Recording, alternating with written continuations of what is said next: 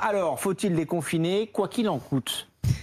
Alors, c'est très compliqué parce que d'une part, les chiffres sont pas encore ouverts, même si on a un léger ralentissement, que ce soit le nombre de personnes qui sont en réanimation, que ce soit le nombre de personnes contaminées.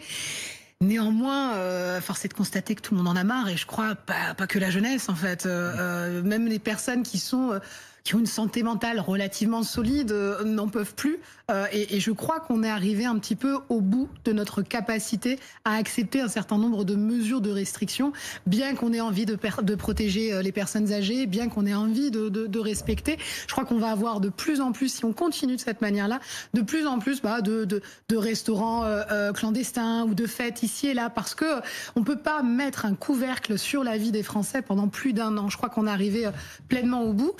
Et donc, je crois que il va falloir, à un moment donné, mettre un coup d'accélérateur sur cette stratégie vaccinale. Et je mets des guillemets à stratégie parce qu'on l'a pas beaucoup vu ces derniers mois. Mais ça fait des mois que je ne cesse de dire que si on n'arrête pas de mettre des listes prioritaires, peut-être les ouvrir pour ceux qui ont juste envie de se vacciner, histoire d'augmenter le taux de personnes qui sont vaccinées dans notre pays. Et je crois que peu de choses sont entendues. Alors là, il y a des choses assez stupides. Par exemple, on a bloqué des places pour des professions prioritaires, donc des policiers, des enseignants et autres. Sauf que personne n'est venu se présenter.